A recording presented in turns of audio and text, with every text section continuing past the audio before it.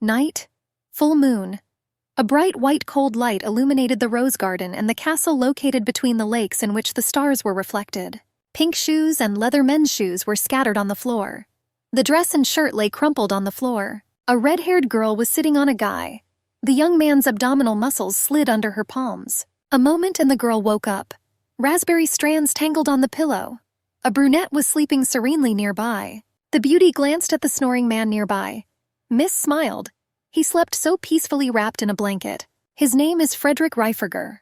A strong and stately guy whose eyelashes trembled slightly from the moonlight. It was with him that the girl spent the night.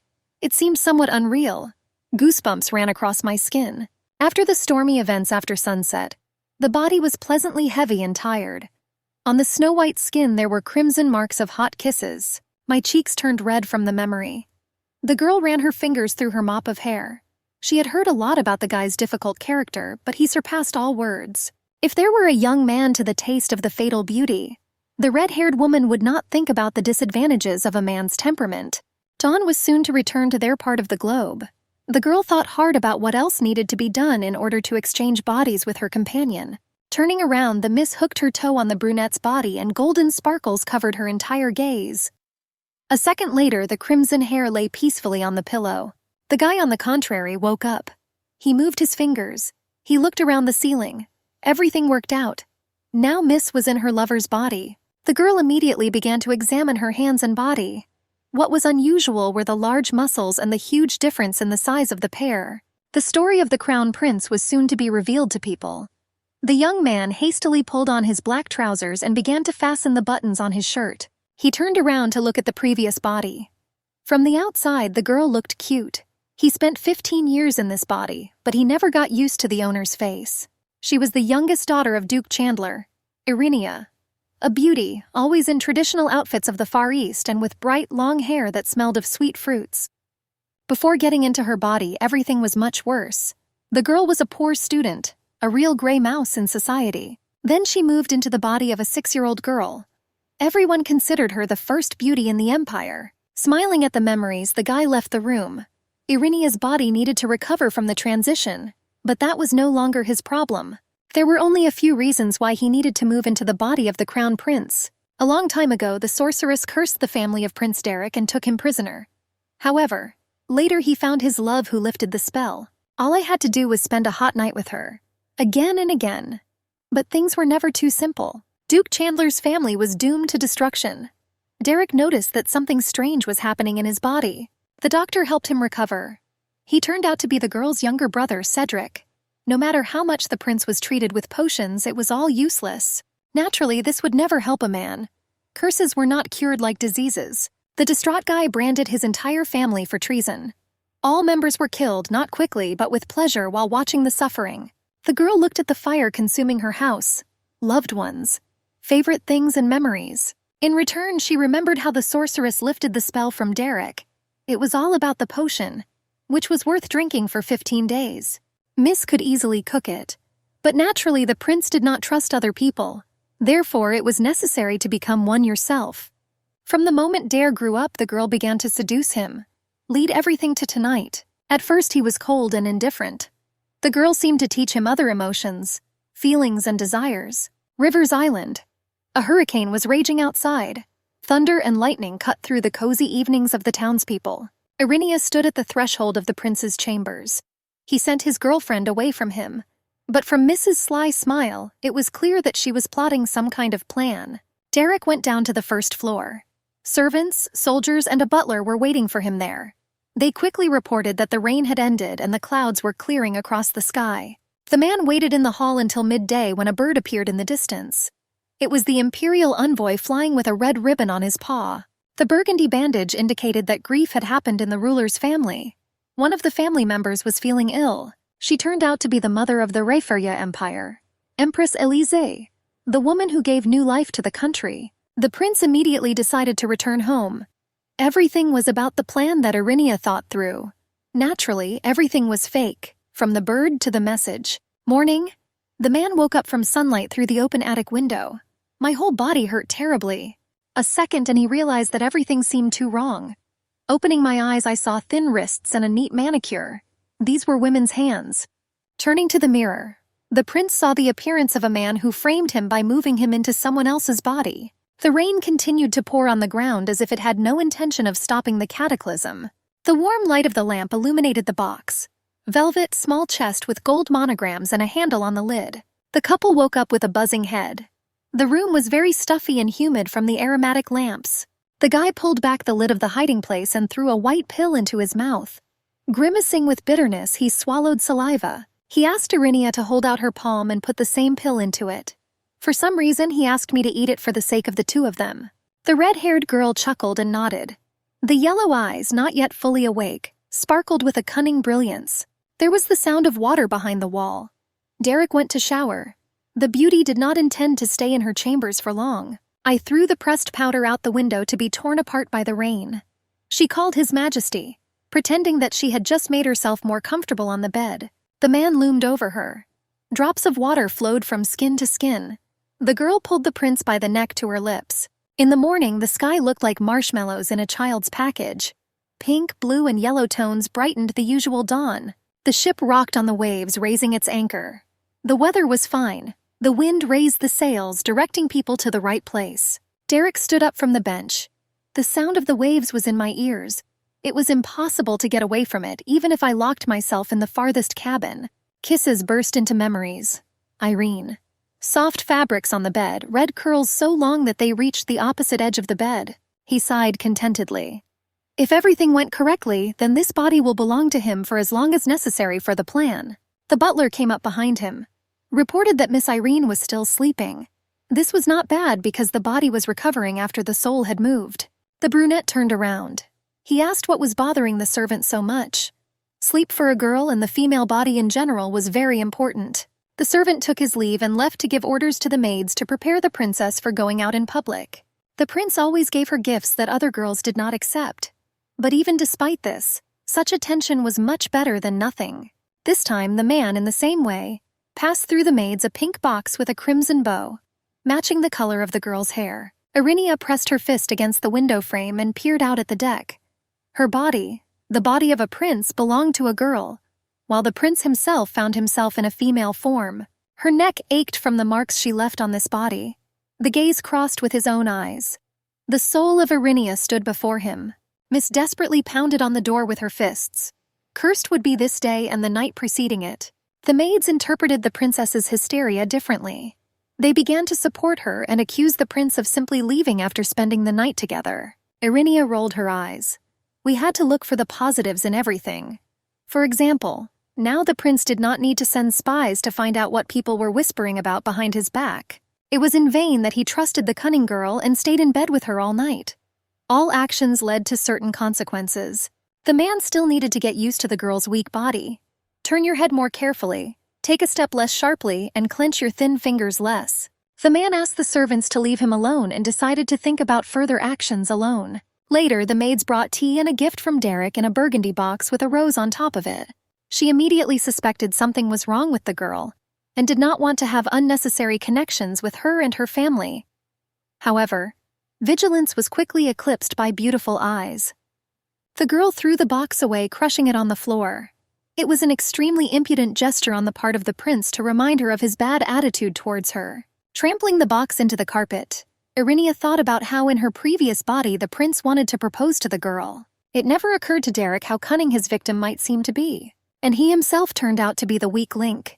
The girl did not need love, feelings, gifts, and time together. All she wanted was Derek's body. Duchy of Chandler. The princess was supported by the arms of a maid. The girl reached the castle in poor health with terrible weakness in her body. Walking into the room, Derek's mind was surprised. The room was in all sorts of pink colors. An endless number of crowns, hats, books, and veils. This was Irinia's room. The girl took off her headdress, showing power in her home. She lifted her skirt and walked along the wall. She took the mirror and peered at the facial features of the new body. It would seem that everything is the same as from the outside, but it felt radically different. Thinking about this, the miss did not notice how the maid addressed her. She asked what the lady was worried about. Resentment towards the real Irene haunted the prince. It was unpleasant to realize that you were being used. The girl always smiled at him, pretending to listen to him carefully and understand. It hurts to admit that the girl didn't care about this. Derek thought that if he elevated his girlfriend to crown princess, it would benefit their families and improve the couple's relationship. However, Irinia abandoned him. It was her decision that was made. Now enmity began between them. The woman's foresight was amazing. Surely she thought through the plan long before the fateful day. Since their communication was not related to the desire to gain power, then the miss had other reasons for doing so. In the past, private homes have been attacked with particular force and hatred. Therefore, he, the prince, was given into captivity for the good of the people. The boy did not want to leave the castle, his parents, his friends. However, even then, as a small child, he understood that these were the disadvantages of the prince's life. The emperor would never have gone into captivity himself. However, he was glad to send anyone in his place, just to save his good name. It was always necessary to worship and believe the words that the emperor did not make mistakes. When the child was riding in a carriage with one chest of things and one bag of food, he realized an important thing. His parents did not value him. Alison's kingdom. In the light of the sunset, the red walls and panoramic windows, as if covered in blood, greeted the captive with hostility. There were terrible rumors about this place.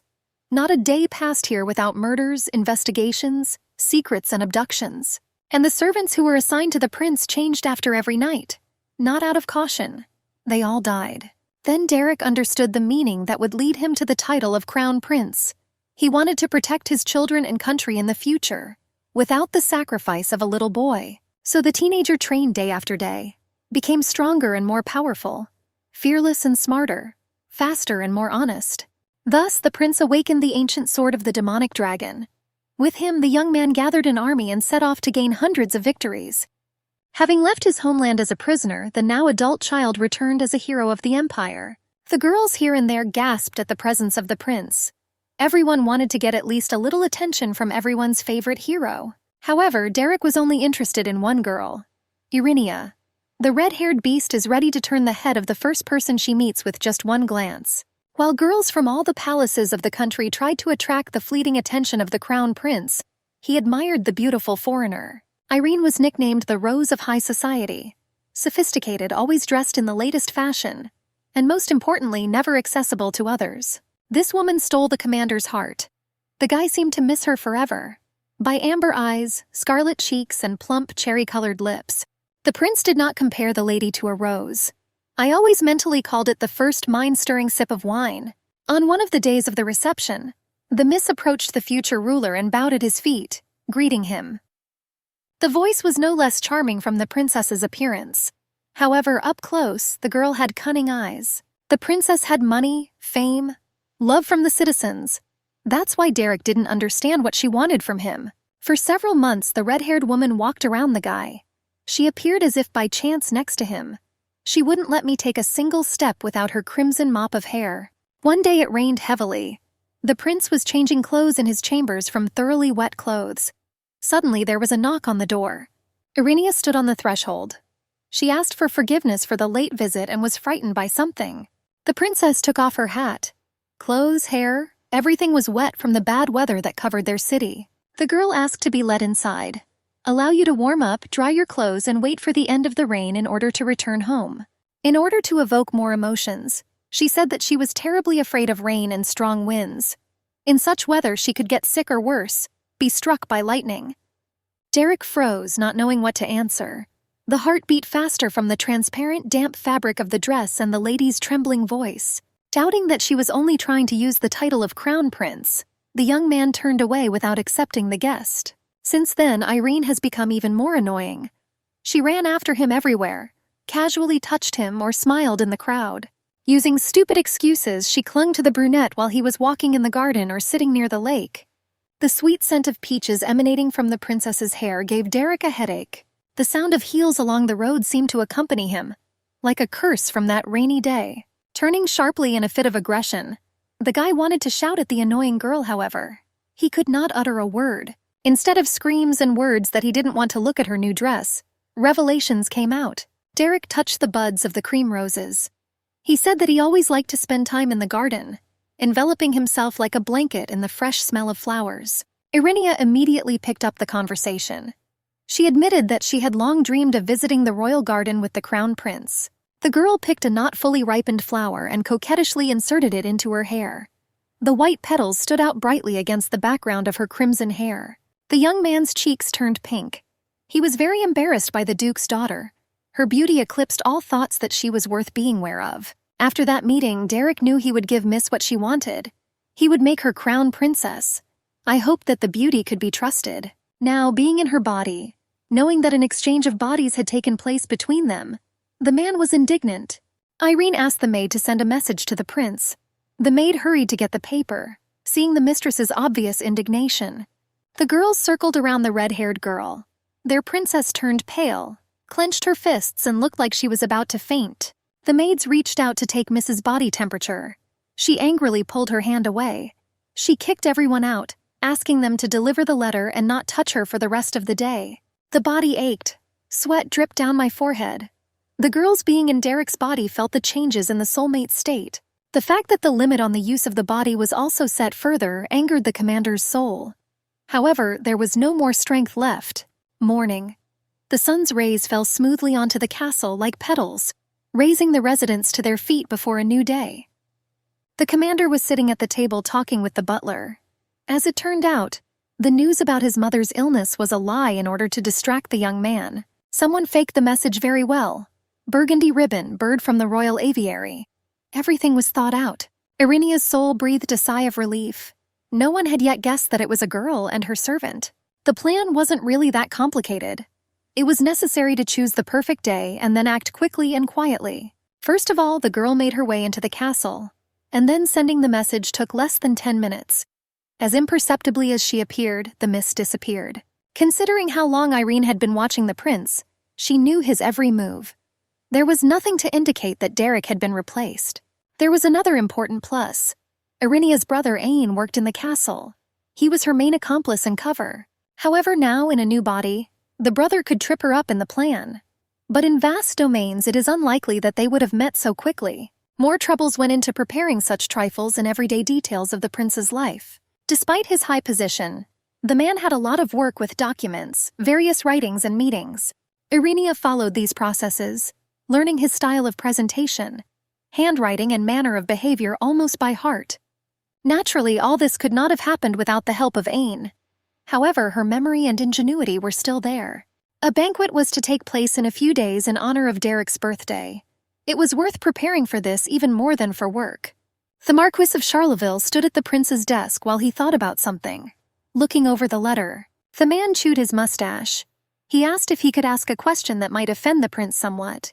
It was necessary to behave in the style of the crown prince, so Irene nodded. The old man started a conversation from afar, saying that he had been next to him day after day for many years. And it seemed to him that the gentleman had little rest and looked very tired. He should have rested and left the work on the servant's shoulders. The young man only nodded happily at this.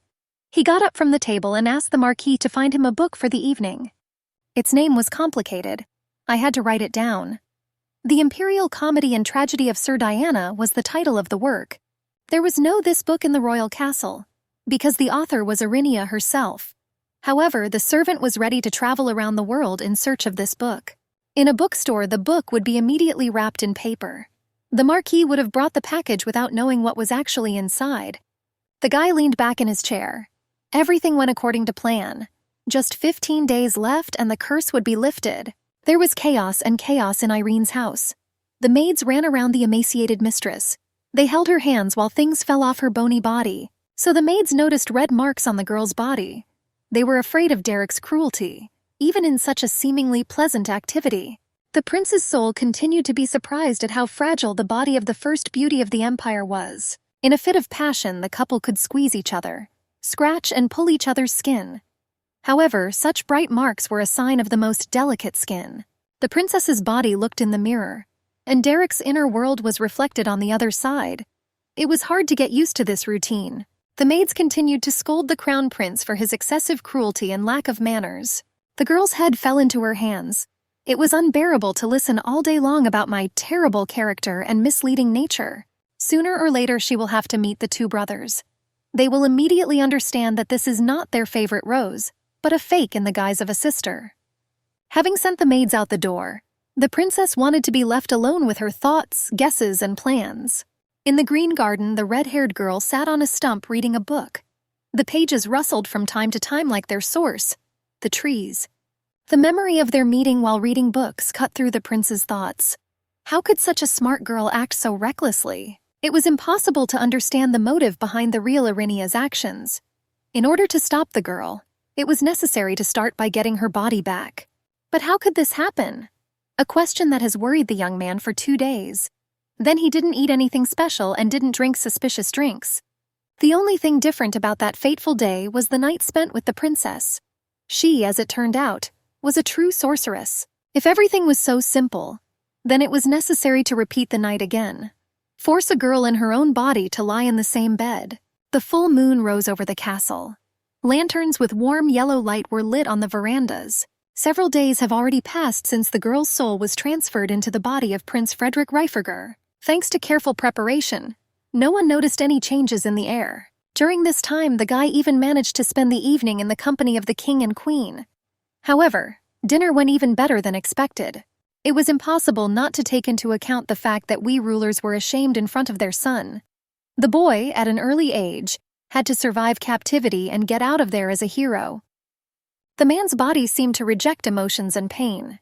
Derek was so used to suppressing feelings that this quality remained in the very shell of the young man. The last time the crown prince cried was on the very day when the carriage was taking him to the ill-fated castle. The girl pulled herself back every time. You couldn't get attached to the guy's story. All she needed was to lift the curse. The Marquise entered the dining room. The man brought tea and some news.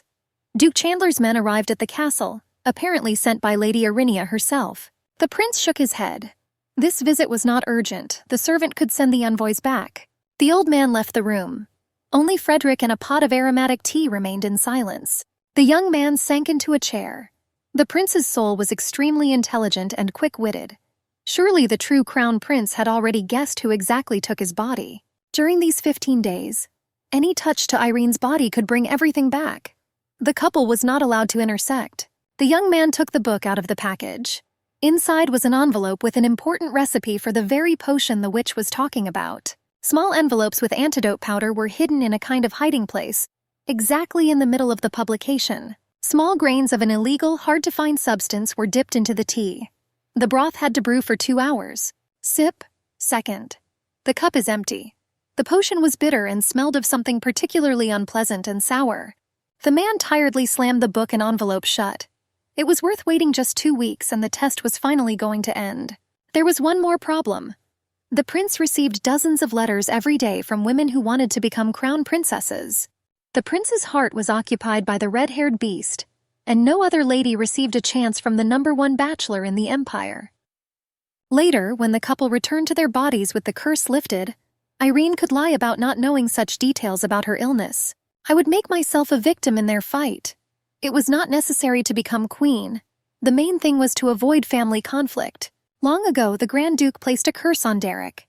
After many unsuccessful attempts to kill the crown prince, Irinia's goal was to free the guy from the spell and give the heir a quiet life without suffering. Miss didn't really want to become a wife, so she didn't pursue this goal during communication, and during further communication with Derek. The lady wanted to start a family with a person who would love and support her.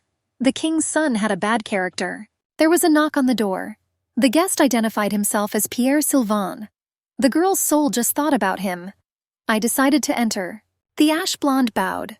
Numerous medals and awards for victory in the war shone on his chest. However, thanks to her good memory, the girl noticed some differences in the face, gestures, and the soldier himself. With her, the young man was always smiling and good-natured. Under the king's son, he was serious and unshakable. Derek pretended to be very busy with papers on his desk. He asked why exactly the commander came. The blonde told about the video of Chandler's family. Apparently, the guy had interesting news about Irinia. The crown prince stated that he had already sent the duke's envoys back. The soldier sighed and suggested that the future king was too willful towards Lady Chandler. The prince crossed his arms and leaned back in his chair. The family of the duke and Count Sylvain were indeed close and very similar in their views. Pierre was a good friend of Irene's brothers. The fathers had been friends since childhood. It was not for nothing that the soldier stood up for his friend. Unfortunately, Lady Chandler herself had personal squabbles with the earl. Despite the good relations between the families, Irynia did not want to get close to Lilia Sylvan, Pierre's younger sister. Because of the plan in which she had to spend the night with Derek, the girls were not supposed to be friends. She, by right, was destined to fall in love with the crown prince. The ladies' hostility was based on two different tastes and visions of life, different style, makeup, and manner of communicating with others. It was wrong to behave so harshly towards Miss, but Irene's own life depended on it. The guys stood opposite each other. Pierre openly opposed the prince, defending her. This was important. Looking into each other's eyes, the heir snorted and returned to the papers. It was his business, and the guy also wanted to decide how and to whom he treated on his own. In addition, Cedric and Ahin Chandler, Irinia's brothers, asked to convey a request to the soldier. Young people defended their sister, organized a boycott, and always demanded leave if their sister's health deteriorated. The prince crossed his fingers and rested his chin on them. He sighed and asked to transfer permission for a weekend of several days. Already leaving the office, the soldier asked if Derek was going to invite Lady Chandler to the Queen's ball. The answer was negative. The girl celebrated the day in the garden with her brother. He brought her tea and cakes. Another found his sister's favorite bear from her childhood. The prince's soul was indignant about this. The young man considered the love between them stupid and similar to clownism. It was difficult for a boy who grew up in captivity and in an endless war to understand such strong family ties. Irene's favorite bear was made by hand, and one of the brothers stuffed it with cotton wool himself. It would seem nice, but not for Frederick. Young people repeated many times a day that their sister's illness was associated with stress and accumulated emotions. The boys hugged her and left the bedroom. The argument about where, who, and what exactly said wrong echoed down the corridor for a long time. My head seemed to boil from such an oversaturation of family attention.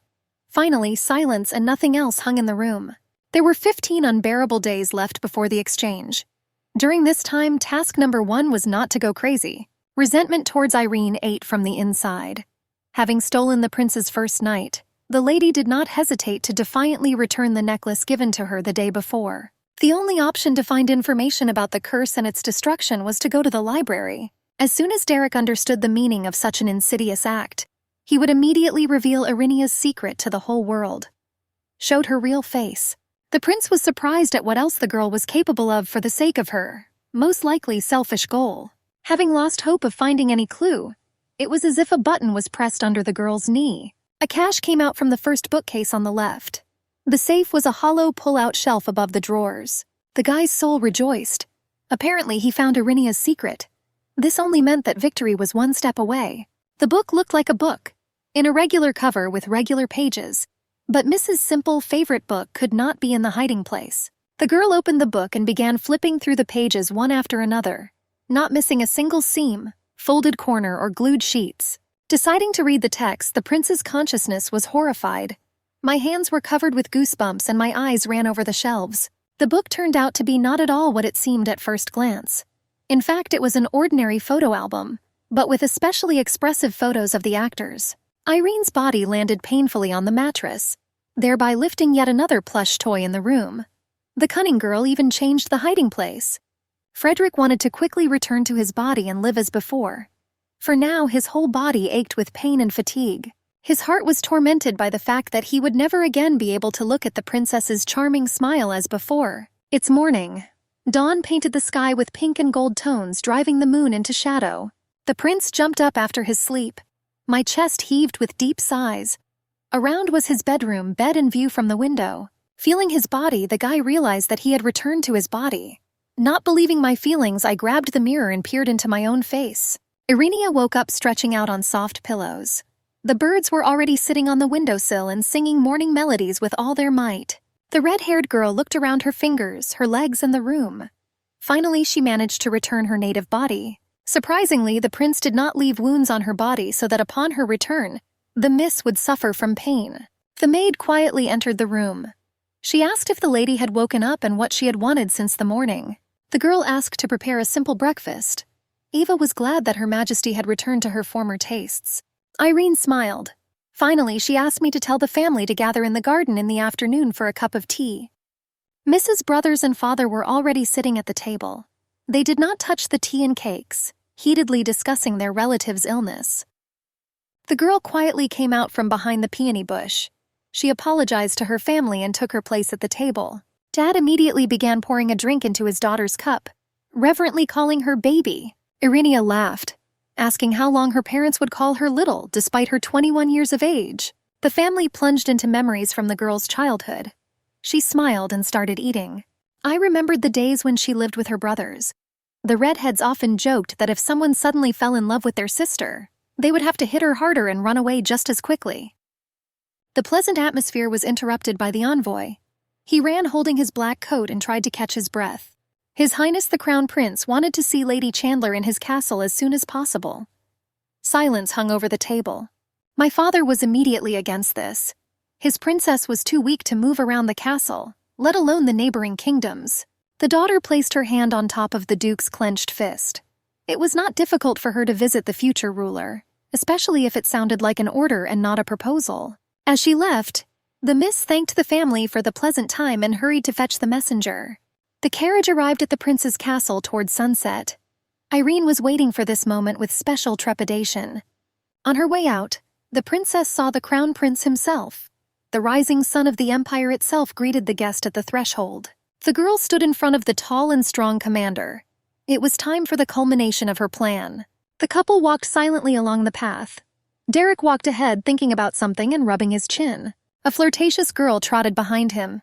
The hat hung playfully to one side and the heels clicked loudly on the paving stones. The man stopped and looked around.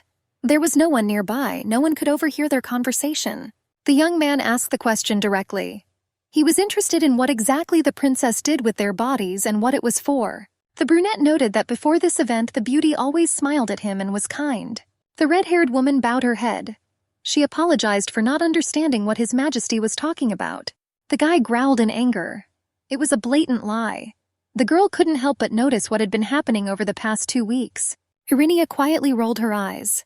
Apparently the prince thought about the incident for a long time and guessed a lot. The lady sighed.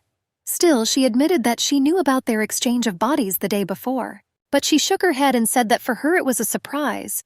A surprise and quite frightened the miss. The guy's blue eyes sparkled with anger. Previously, an honest and valiant girl tried to deceive him. He buried his fingers in his hair.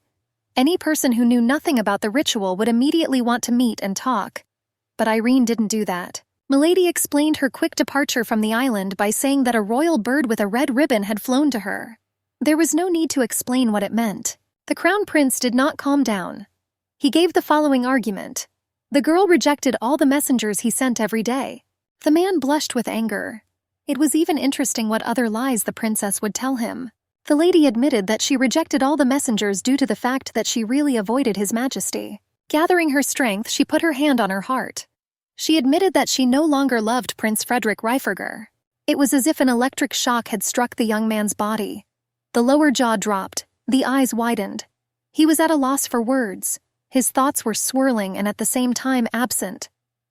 He quickly removed his bangs. Sweat streamed down my forehead. The princess did not expect such a reaction from the callous Derek. Anger at the future king was stronger than regret. Miss continued to talk about how she began to dislike the brunette and their common pastime. The guy swallowed his saliva. He paused. He asked if all the girl's words were true. Hiding her rosy cheeks behind her fan, the princess nodded. She needed the young man to believe. After looking at Frederick's empty gaze for another minute, the woman turned around and walked towards the exit from the garden. The crown prince grabbed her hand, preventing her from leaving. He asked why the red-haired girl followed him everywhere and made him fall in love with her. In fact, she told the truth. Then the hope glimmered in the girl's heart that His Highness would become kinder to her. This did not happen. Miss is tired of being rejected and receiving gifts that are not accepted by others. Derek's head was too quiet and empty. The pupils shrank and the heart seemed to stop beating altogether. Ava was waiting for the lady around the corner. The girls walked around discussing what had happened. The maid admitted that it was very strong and courageous to refuse the crown prince himself. There was only her life ahead. It was necessary to thank all the assistants and prepare for the emperor's birthday. On the way, my lady met Pierre. The soldier was just entering the garden when the girls were already heading to the carriage. The blonde, seeing Irene, bowed and blushed, still embarrassed by the incredible beauty of the princess. The red-haired woman approached her friend. He was embarrassed and could not utter even a banal sentence about the weather. Frederick ran through the maze of rose bushes. He couldn't leave the girl and give up everything that was between them. He needed to give Arinia the box, the same one he wanted to give for their wedding. Around the corner he saw her. However, in the company, Miss stood next to the maid and Pierre smiled and blushed while talking to the Duke's daughter. Before he could get closer, he heard the soldier invite the red-haired woman to a ball in honor of the emperor. The brunette froze in front of the couple. My heart was beating fast either from running or from emotions. Judging by the expression on Irene's face, she was not at all opposed to keeping safer company. Such a sharp change in mood and sympathy from the chosen one plunged the knife even deeper. The pain inside became unbearable. The blonde was embarrassed. Surely the princess has already received many offers to go to the ball together. However, perhaps the commander still had a chance. Irinia's eyes shone. Pierre Sylvian was ideally suited to the role of partner at the emperor's banquet. The guy was a childhood friend, a member of the imperial party, and was the owner of a beautiful smile. Irene didn't want anything more. Miss nodded. She was silent for a minute and asked when the commander should have given an answer about what the girl decided about the invitation. The young man seemed to glow. He had a chance, and this gave him hope for a future with the beauty. He replied that the lady could notify him at any time convenient for her. The blonde offered to escort Milady to the carriage for her safety. The girls followed the soldier. The prince came around the corner. He looked angrily at the trio. He mockingly noted how the knight seemed to be enjoying his free time. The couple bowed. Irene wondered how long ago His Majesty had been watching them and what exactly he had heard. The soldier quickly apologized to the crown prince, bowed to the princess, saying that he expected a positive answer from her. Through clenched teeth, Derek asked Lady Chandler to give him a few minutes of time before leaving for his parents' house. The red-haired girl did not want to stay close to the king's heir any longer. He could continue to look for information about the exchange.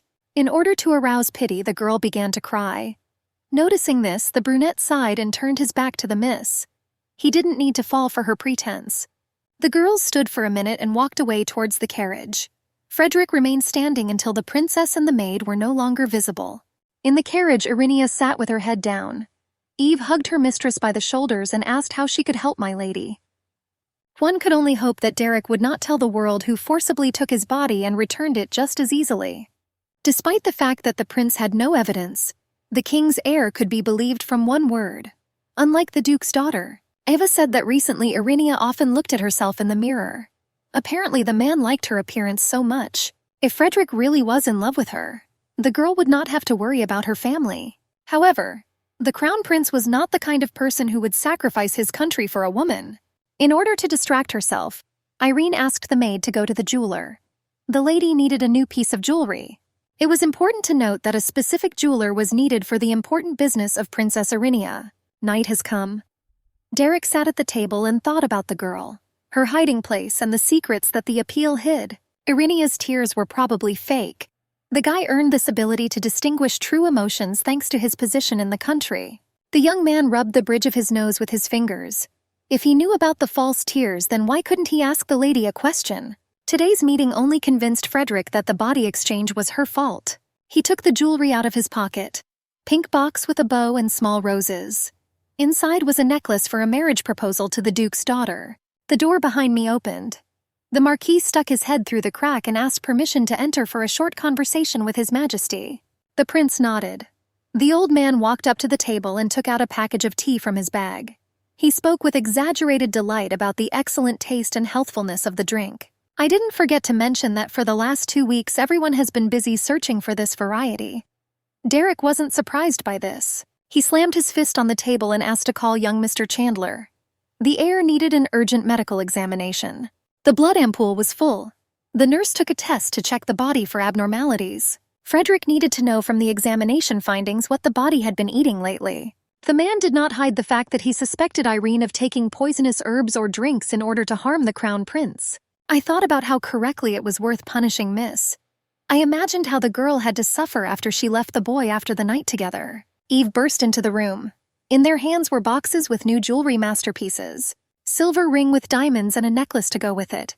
The maid was delighted with the appearance of her mistress.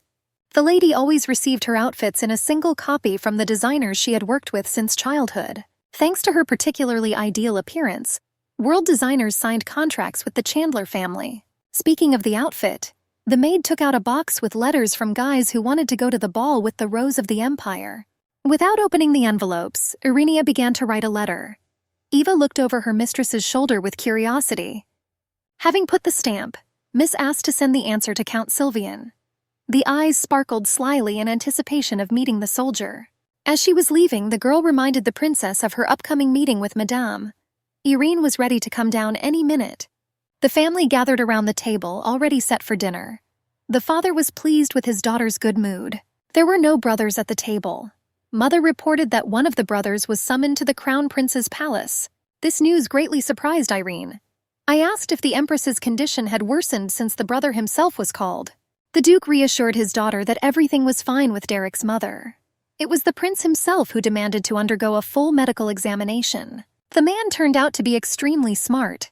There was a certain percentage of poison in the tea that she took into His Majesty's body. This posed a great danger to the princess. If it turns out that the lady tried to poison the heir, she was threatened with execution. Fortunately, on the last day of her stay in the young man's body, Irene drank a drink that neutralized all toxins and made them invisible for analysis. My brother appeared behind me, hugged the girl. As always, there was a special connection and understanding between them. Crown Prince's castle. The sun was at its zenith. Life was in full swing on the palace grounds. The nurse brought the test results straight to Frederick Reiferger's chambers.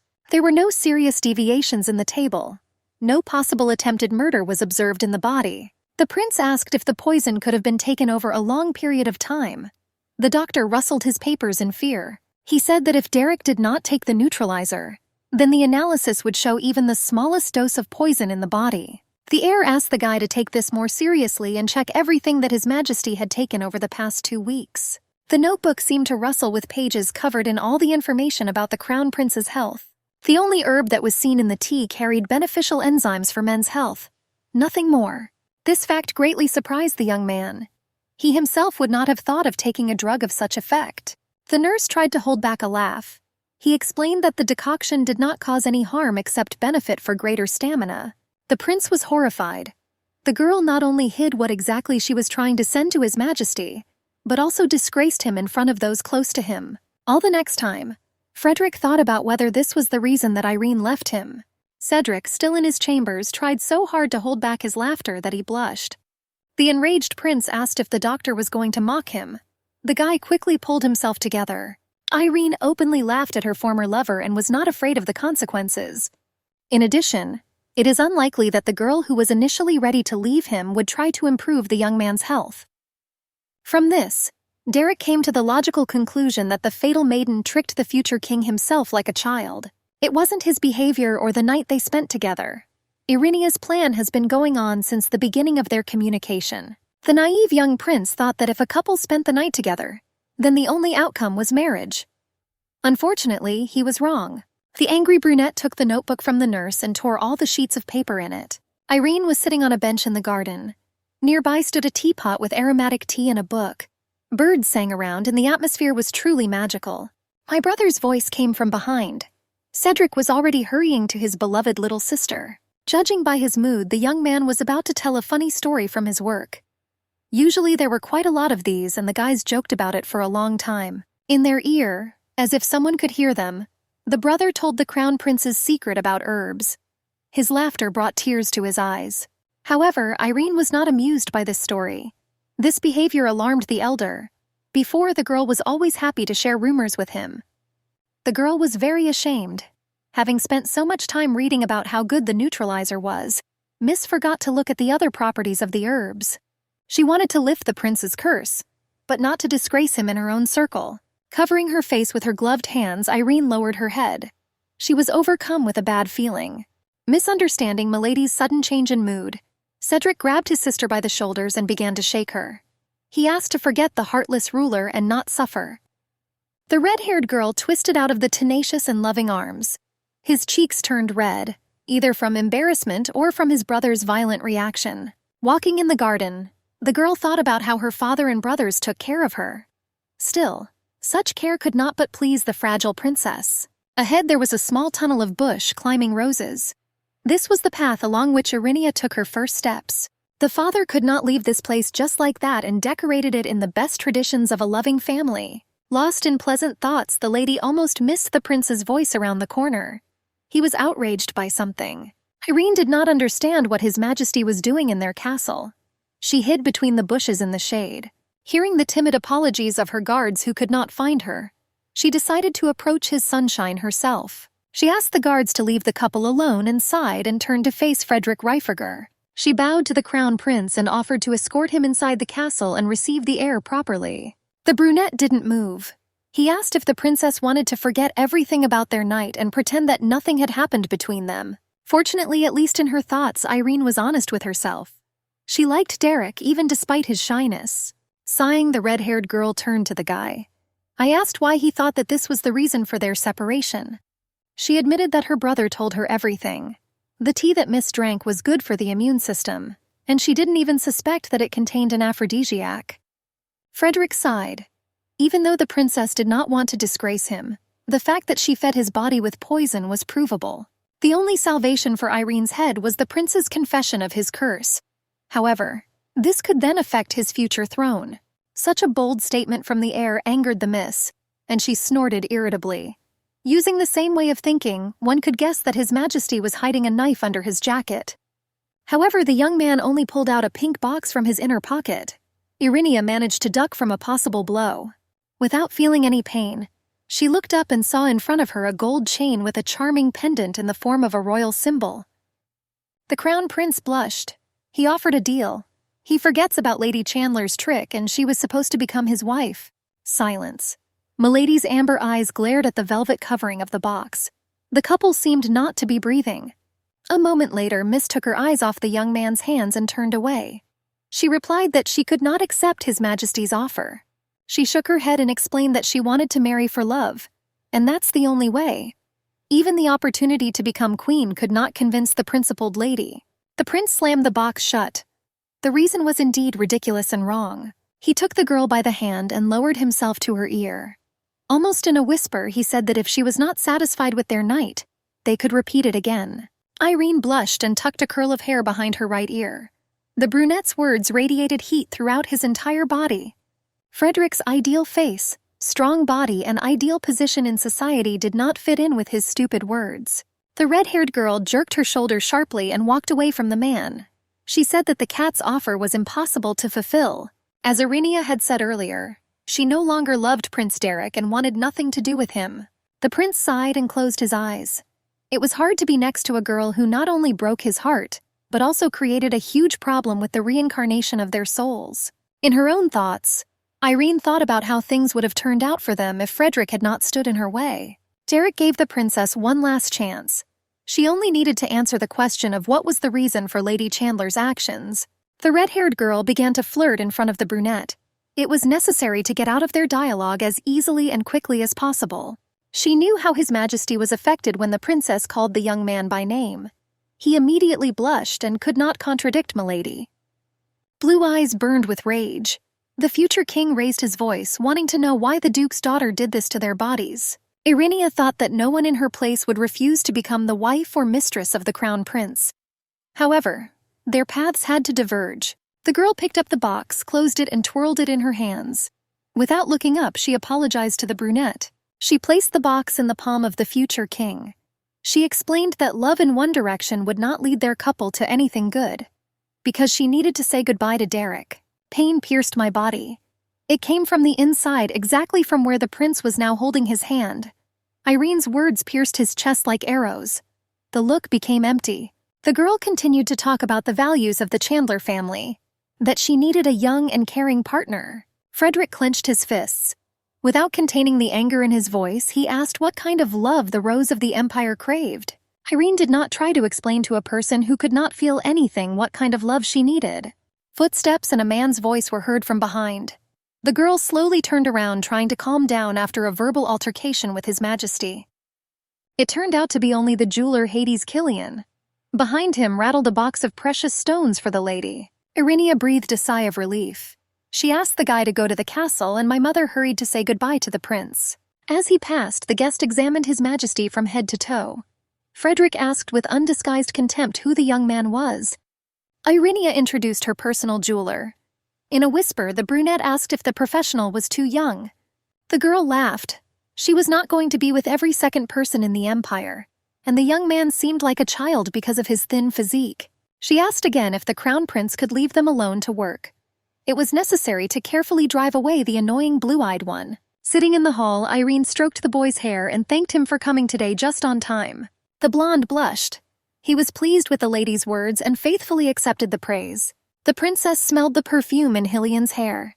She asked why he did this. The boy rested his chin on the sofa. He asked what didn't suit Irinia and why she was angry with him.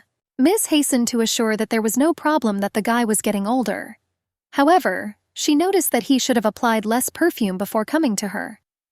A rumor could have arisen in the castle that in this way, the teenager seduced the already adult daughter of the duke. The blonde irritably buried his forehead in the leather upholstery of the sofa. He hissed through his teeth as he rose to his feet, angrily asked if Irene knew that he had become an adult. This news shocked the princess. She quickly counted all the jeweler's birthdays on her fingers, and was convinced that she had completely forgotten about the recent holiday in honor of his 18th birthday. The guy was indignant because the red-haired girl did not pay attention to him at all, especially considering the fact that Miss was the only person who supported him. Rolling her eyes, Irinia blamed everything on the huge number of things to do, plans and fatigue. Hades shrugged at this. Looking at the face of her old friend, the girl plunged into memories. The children met 10 years ago. A funeral was taking place. The little boy was sent to Irene, the daughter of the duke. They promised him that the girl would become a friend and support for him. The blonde said this extremely skeptically, because in front of him stood an elegant little princess. He himself was a ragamuffin from a simple family. Even then, the girl knew how to roll her eyes and wag her index finger. Strictly, like a mother, she asked Hades to behave respectfully towards people 2 years older than him. At that time, as a teenager, it was difficult for her to support and treat people with understanding. For this purpose, I had to create a separate personality. Blonde, abandoned by his father and became a thief. He needed to be put on the right path and become a support for the child. All night after that, Irinia sat under the blanket with her favorite bear, a flashlight and a book. She read and thought about how it would be better for her to help her new friend.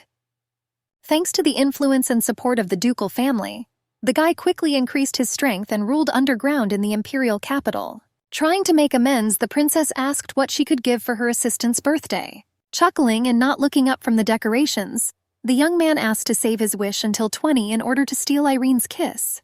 The girl rolled her eyes and sighed.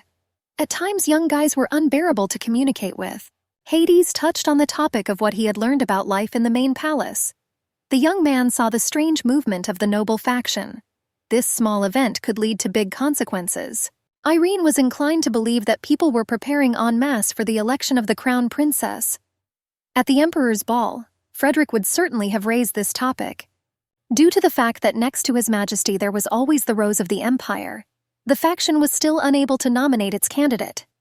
Now the road was open. The red-haired girl asked Hades to listen to every rumor circulating about her and report them to the mistress. The boy, without hesitation, suggested killing everyone who said a bad word about the princess. She shook her head wearily.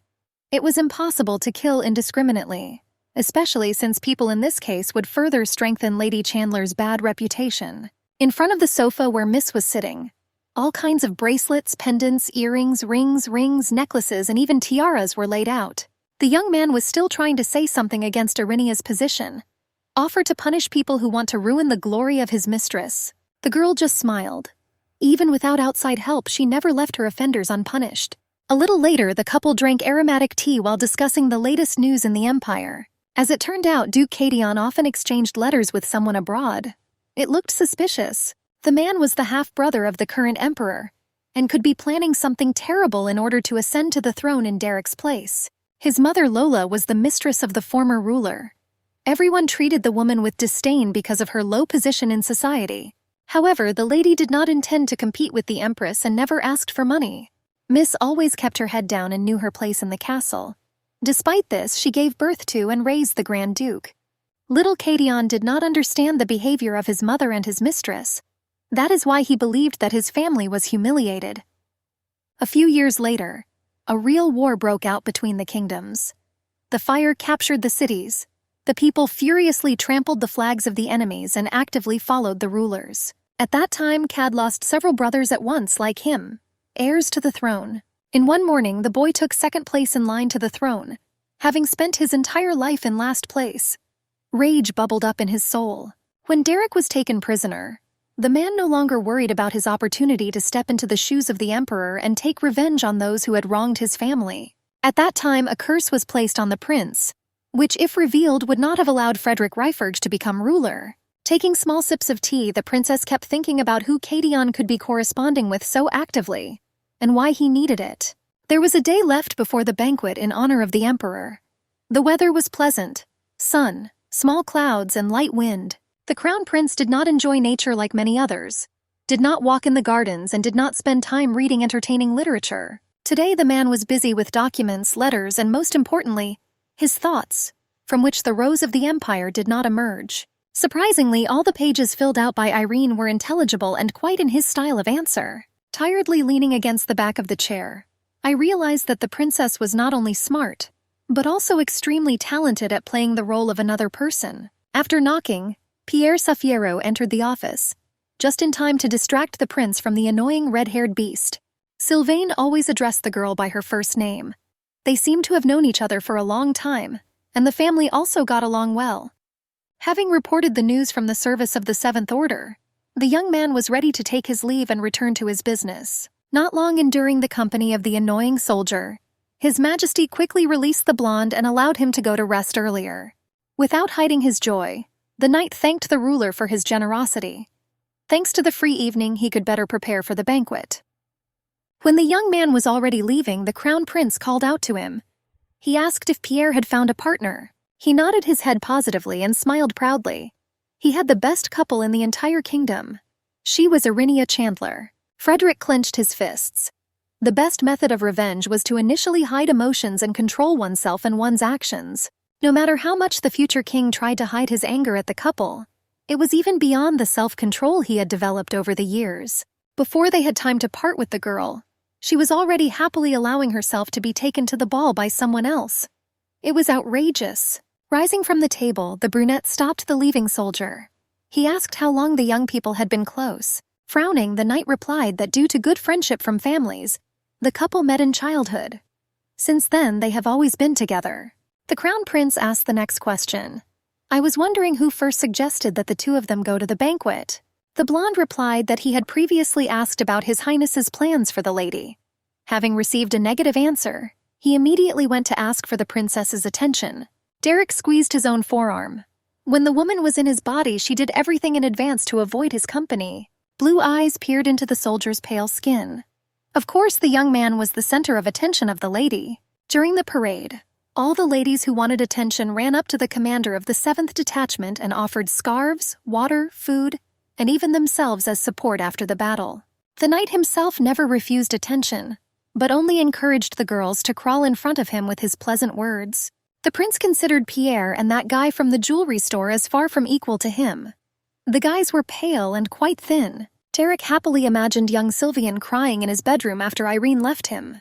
To this day, a certain wound in the prince's chest ached disgustingly, reminding him of his hopes and joint plans with the Rose of the Empire. The future king decided to change the topic, reminded that they had a common enemy, Duke Cadion.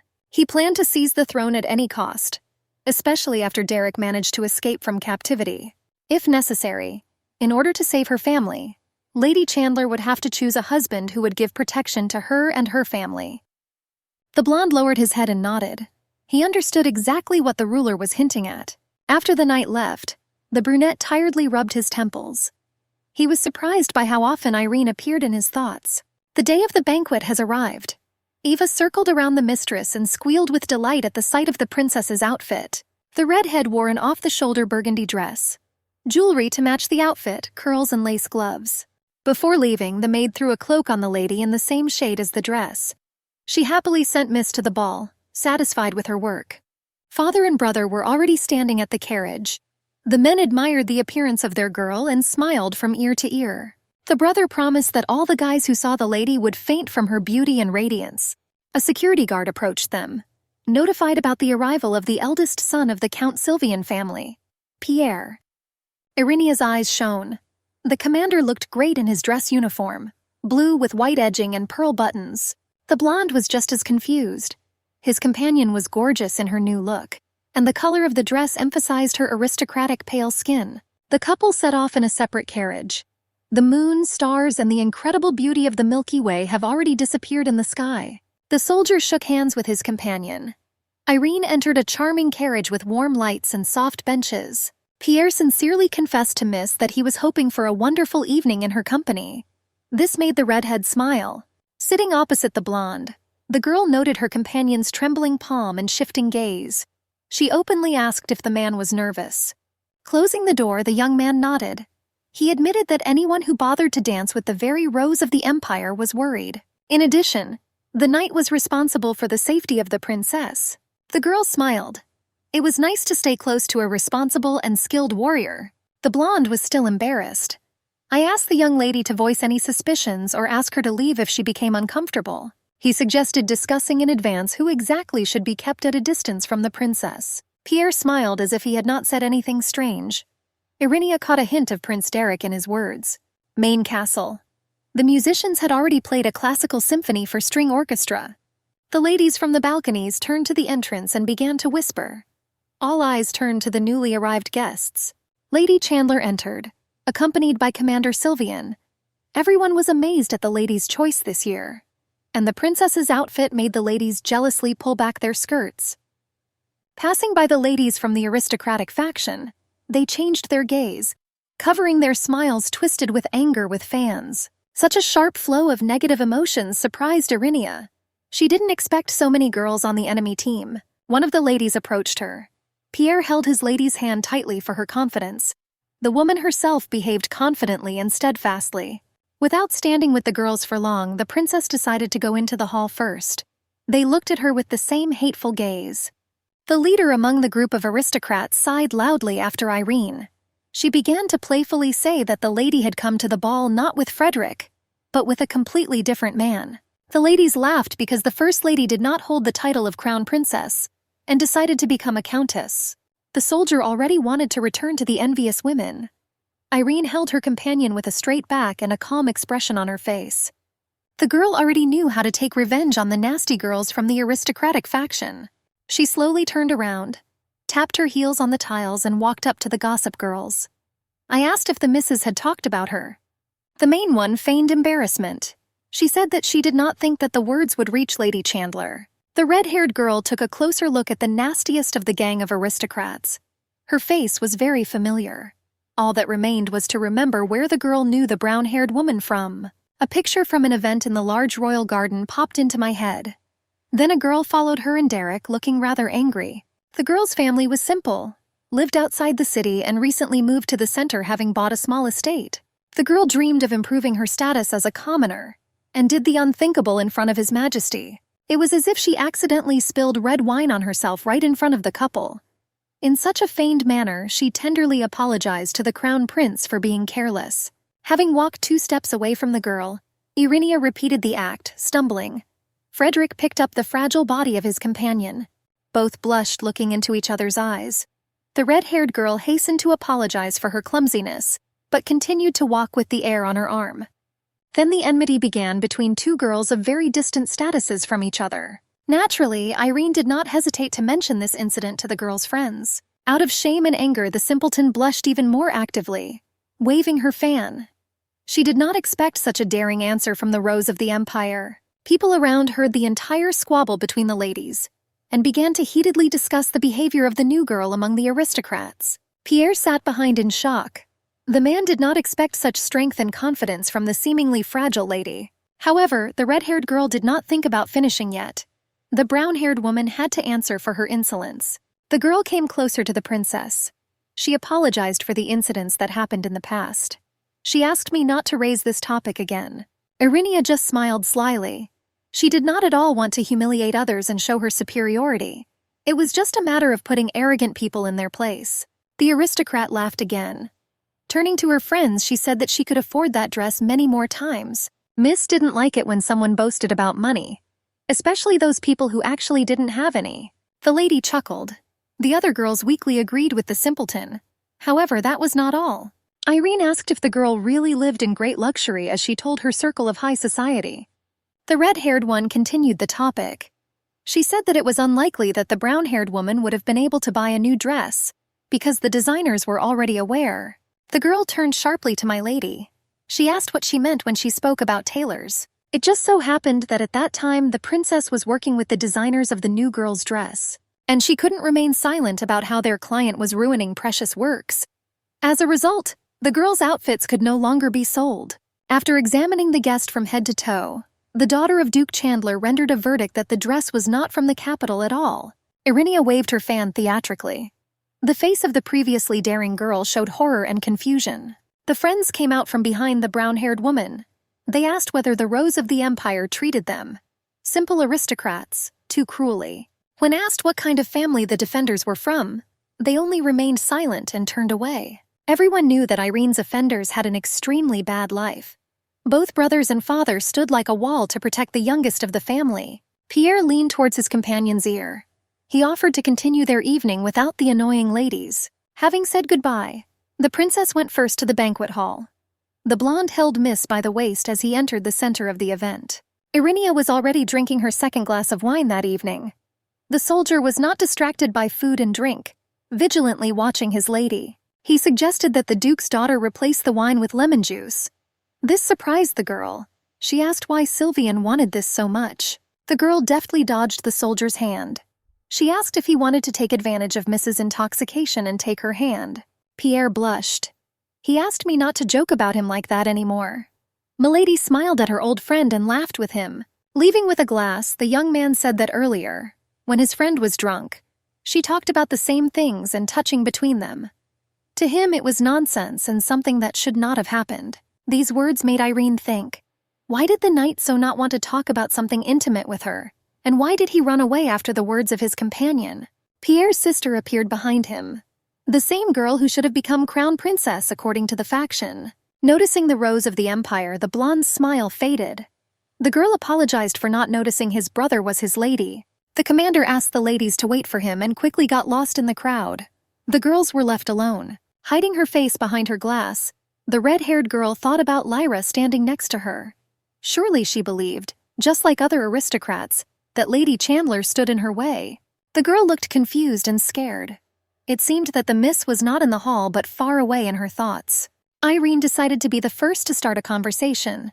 She said that the blonde was probably very lucky to have a brother like Pierre. The lady's hands suddenly became covered with red spots. Unable to contain herself, Lyra began to comb them. Irinia asked what happened to the girl and whether she needed help. Miss waved it off. This often happened to her because of nerves. She just thought about it and was scared by the princess's sharp voice. Milady started a casual conversation. The blonde turned out to be a very nice companion. Irene asked a question about Pierre. She heard that many ladies were in love with him. Was it true, and did he like someone? Frederick Reiferger watched the princess from afar. As luck would have it, Miss stood right in front of him and seemed to be showing off herself. Lyra giggled. The girl did not expect what could be discussed with the most enviable beauty of her brother's empire. Irinia raised her glass. She offered to talk to the girl more in the future and become closer. Previously, due to lack of time, the lady did not have the right moment to meet. Miss nodded understandingly.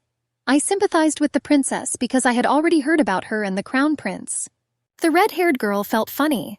Lyra, like everyone else, thought that she was madly in love with Derek, but left because of the well-known character of the prince. However, the girl showed herself to be a completely different person. She said that you should never be ashamed of feelings and emotions, even if they were not reciprocated. The blonde moved closer to Irene's ear. Covering her mouth with her hand, she whispered that she was sure that the princess would become Frederick's chosen one. When asked why he had to choose her and not Pierre's sister, the girl simply replied that the future king was never interested in her. Unlike Irinia, the ruler's son did not take his eyes off her all evening. Miss smiled. It was funny to watch how the prince tried to read her himself like an X-ray. I couldn't help but notice the brunette's outfit. Even on holidays he came in his usual uniform, however, not today. The young man was wearing formal clothes. Jacket with medals, embroidered with gold and small rubies. Lady Chandler chuckled. Did the young man really want to attract someone's attention to himself? Why did he need this? Lyra turned pink at her words. She said that the heir probably couldn't wait for the official part of the evening in which he would propose to the lady. Irene hastened to turn the topic in the right direction. She said that the girls were standing nearby, and Derek was probably looking at her, Lyra, and not at the red-haired one. Even then, the Rose of the Empire was watching Frederick. She saw the couple walking in the garden, and the crown prince gave the blonde a small box. Then the Duke's youngest daughter rejected the gift.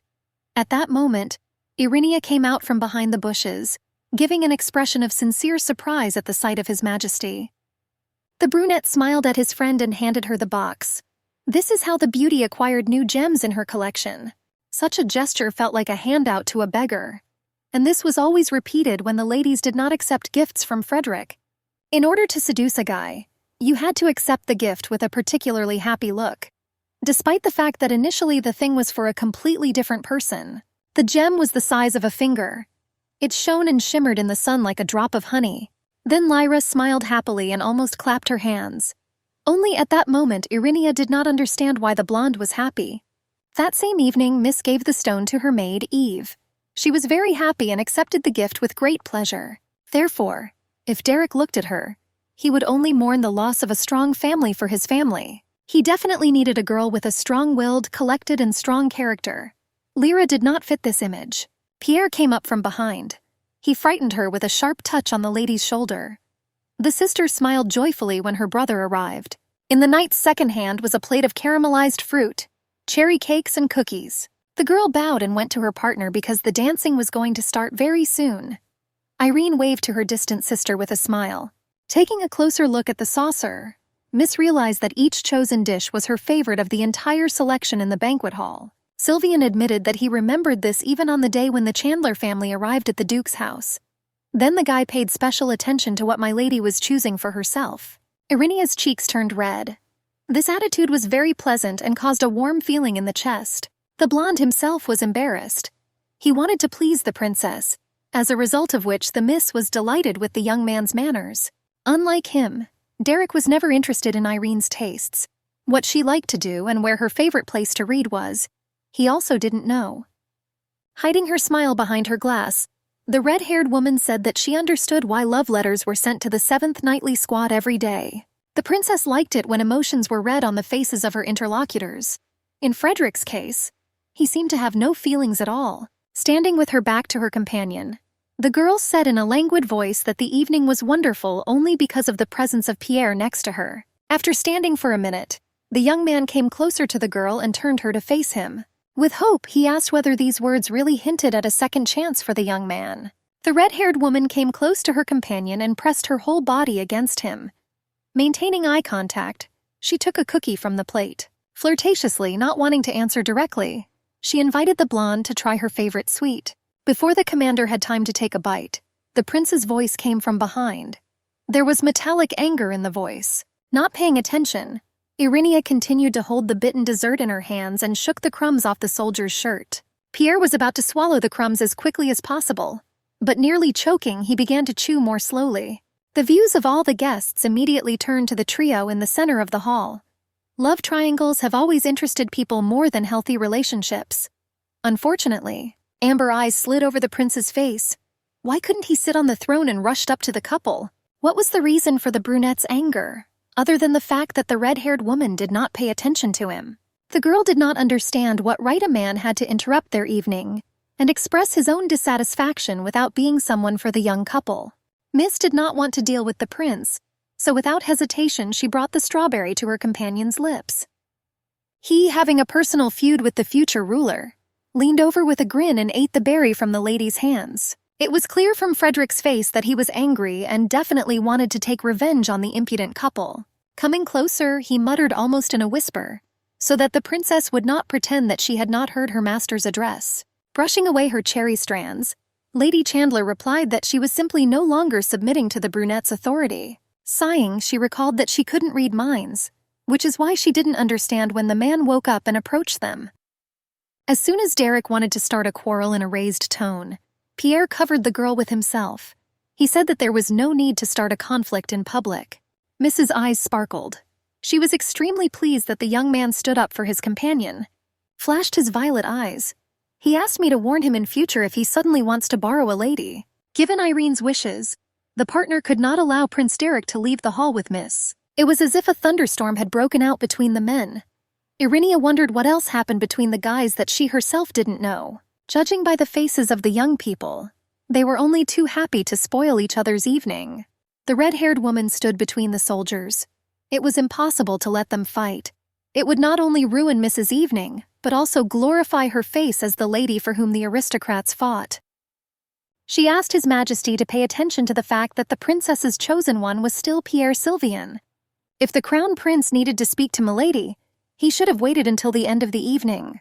Moreover, this was Irenia's first experience of holding a ball not with a family member, but with a friend from another kingdom. After all, the person with whom the girl wanted to be together rejected her feelings. There was no choice left. Not in his own voice, Frederick asked what the guest wanted. Was it just dancing or something else? The woman nodded. She really came for the dance, however, since she had a soldier with her. There was no need to worry about it. With a smile on their faces, the couple walked away from the air. One of Lady Chandler's favorite songs started playing and the young people were ready to start dancing. Pierre's eyes shone. Perhaps he lied about the fact that he also liked music. But his attention and care around the Rose of the Empire was pleasant. Derek clenched his fists and ground his teeth in anger. The couple was disgustingly sweet and too nice to each other. With a jerk, the brunette covered the distance between them. Stuck between two, he thought it right for Irene to dance with him first. The young people turned around, and the aristocrats around them repeated the gesture. Once, during a similar event, a man clearly refused to dance with Lady Chandler. Moreover, he avoided her the rest of the evening. Then those around her felt sorry for her. The guys abandoned their companions and offered to entertain the princess. After a while, the brunette himself broke down and demanded to spend time with the Rose of the Empire. This pleased the pride of the Duke's daughter. One of the assumptions was that the prince did not like the commander of the 7th Knightly Detachment. Irenia still did not need to be in the company of a man with whom she had swapped bodies without mutual consent. Moreover, the heir could ask again about what happened. I didn't want to lie anymore. After politely apologizing, Madame explained that she had already promised the first dance to her partner. Derek continued to get angry. I couldn't understand why the girl stopped listening to him completely. The aristocrats covered their faces with fans and whispered behind the backs of the trio. Rumors cannot get around this event. Sighing, the prince silently turned around and walked away. However, behind him remained an invisible spirit that his anger would still be reflected on one of them. Afterwards, Miss bowed in a curtsy and thanked His Majesty for his understanding. As she left, Irene thought that the future ruler had too high self-esteem and exaggerated expectations from others. Couples swirled around the live music. Candles gave the atmosphere in the hall a special intimacy. Their first dance was worth starting with slow movements in order to feel each other in motion. Pierre blushed. This made Irenia laugh. The young man was extremely sweet when he was embarrassed by his own words. Step second, third. The couple moved to the beat of the music. Nothing seemed to exist except their eye contact. As the princess expected, the captain danced wonderfully and led her along. The surrounding soldiers were talking among themselves. The Rose of the Empire rejected the crown prince and danced with the knight. It was a big sensation for everyone. People stopped their dancing and watched the new couple. Mr. Sylvian and his companion Miss Chandler attracted the attention of the guests. Prince Derek stood to the side and drank champagne. It was impossible to just stand and look at the couple, but the man could not take his eyes off them. Irene smiled to herself. She made everyone believe that she had found a new chosen one and forgot about the crown prince. The fanfare broke the calm atmosphere in the hall. The soldiers reported the arrival of Duke Cadion and his Grand Duchess. The redhead frowned. The same man who cursed Frederick 10 years ago passed in front of her. People marveled at the arrival of a respected member of the royal family. Despite his unclean origins, the aristocrats loved the man. His wife was wearing a light, airy green floor-length dress, a fan of the same color, and a hat with wide sides. The Duke himself wore a purple camisole, a burgundy shirt, and gray trousers. He was no match for the grace of Derek's image. Irenia pulled the guy along with her. They needed to take a closer look at the newly arrived guests. From afar, the man noticed the prince standing away from everyone with a glass of white wine. Before reaching the young man, he opened his arms as if for a hug. He loudly expressed his joy at meeting his nephew. With an imposing gait, the king's half-brother approached the brunette. With a bit of irony, he asked if he was used to life in the bustling capital of aristocrats. The young man replied with no less sarcasm that, as a child of a king, he quickly mastered the way of the city, unlike a man from a small town on the outskirts. The Duke moved his mustache with displeasure and took a glass of champagne from the servant, silently raising it in front of the prince's face. He took a sip, grinning maliciously. Frederick made a remark to the guest's companion. He assumed that she had nails in her neck. Otherwise, why had she never bowed to the crown prince? Irenia gloatingly tucked a lock of hair behind her ear. The faction was probably very angry with its representative. While the woman bowed without much enthusiasm, Cadion asked if it was true what they said about his brother promoting national marriage. The plan of the evil duke was revealed. He wanted to exchange the bodies of the soul of his candidate and Frederick. The brunette continued to say that he was worried about the fate of his nephew, because if he was left alone, the kingdom might not wait for the next heir. Not wanting to listen any further, Derek pointed his finger at Irene. He had a candidate for the first dance with a young man.